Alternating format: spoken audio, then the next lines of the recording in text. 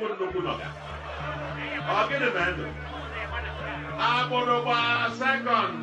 that means 3 million. Apple.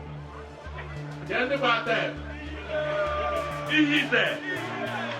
He's there. He's there. He's there. But that 2 million. Now, can Papa say, "Oh no, get there. Oh no, ever next week. Uno kana alata se aka na menka e will another prize. Maka November 8. November 8. Another challenge. Another challenge. Another challenge. No room in the ward of on a win.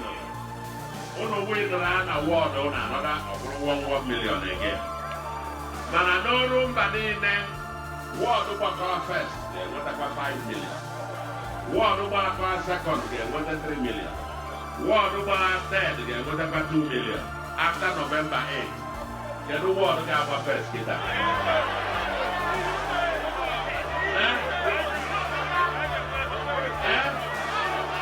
What was that?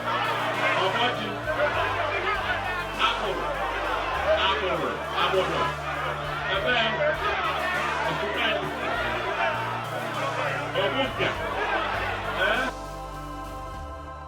Hello and welcome to Inside Out News, where we go beyond the headlines to uncover the stories, the motives, and the power play behind Nigeria's unfolding events.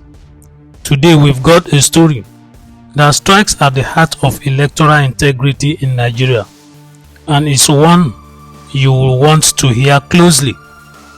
Cash for vote allegation, Anambra 2025.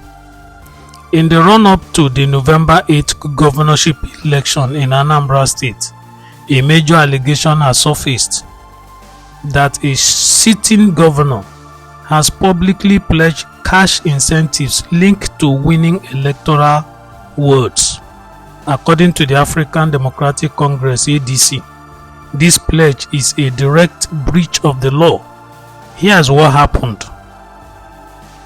At a recent campaign rally in Umunze, Orumba South, the incumbent governor Charles Soludo, running on the platform of the All Progressive Grand Alliance (APGA), announced that for every ward that APGA wins, the ward will receive 1 million naira, and that the top performing wards will get 5 million naira, 2 million naira, and 1 million respectively. In response, the ADC's National Publicity Secretary Bolaji Abdullahi called on the Independent National Electoral Commission (INEC) not to ignore the alleged cash for votes pledge, saying it amounted to an open violation of sections 121 and 127 of the Electoral Act 2022. Why this matters? Why is this so serious? 1. What is voter inducement? According to the Electoral Act 2022, any person who directly or indirectly offers a gift, loan, promise, etc. in order to induce the person to vote or procure the return of any person as elected commits an offense. This is often referred to as vote buying or inducement. In the Act, Section 121 deals with bribery and conspiracy, and Section 127 deals with undue influence. 2. What does the ADC say? The ADC has pointed out that Soludo's announced reward scheme is not simply campaign promise. It ties money to electoral outcome, words winning, that is, a direct incentive for voters.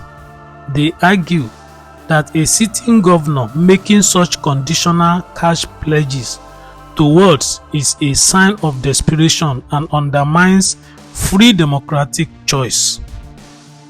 3. legal consequence and credibility threat if allowed to go unchecked. Inducements like this erode public confidence in elections. The law is designed so that the voter's choice is not shaped by financial reward, but by policy, character and merit. The credibility of the election and of democracy itself is at stake. Let's break down the relevant legal provisions in simpler terms. Section 121, bribery and conspiracy. It states that any person who corruptly gives or pays to any other person any gift, loan, promise or other consideration in order to influence that person to vote or refrain from voting, or procure the return of a candidate, or accept such inducement, commits an offense. Section 127, undue influence. It covers making use of threats, intimidation, abduction, duress, fraudulent devices, etc. to interfere with the right of a person to freely give their vote. This includes non-monetary inducements and coercion. Therefore, when a public figure offers cash rewards tied to electoral outcomes, winning words, it steps into the territory of inducement, bribery and undue influence, both outlawed by the Electoral Act. What happens next? Here is what to watch. Will INEC respond? The ADC specifically urged INEC not to pretend not to see the pledge. Will there be legal action? If evidence is gathered, the matter could be pursued in court, possibly through election petitions or criminal prosecution under the Act. What is the effect on the electorate? Voters need to be aware.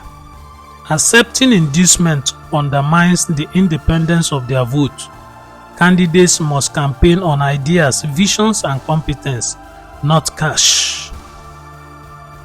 So what does this mean for you, our viewers, the citizen voter in Nigeria? Be alert. If you see any offers of cash, gifts or any reward tied to how you vote, you are witnessing a potential electoral offense. Know your rights. Your vote is meant to be free and secret, given based on your judgment, not on any inducement. Demand accountability. The law is clear, and the election integrity depends on enforcement. We all have a duty to hold candidates, parties and election officials to the rule of law. That wraps up today's episode of Inside Out News. If you found this report helpful, please like, subscribe and hit the bell notification so you don't miss our next update. This is Inside Out News. Stay tuned for more stories that dig beneath the surface and uncover the truth behind the headlines. We don't just tell the news, we uncover the truth behind it as we break them down. See you again in the next video. Till then, it's Inside Out News. Stay informed, stay inside the truth. Thanks for watching.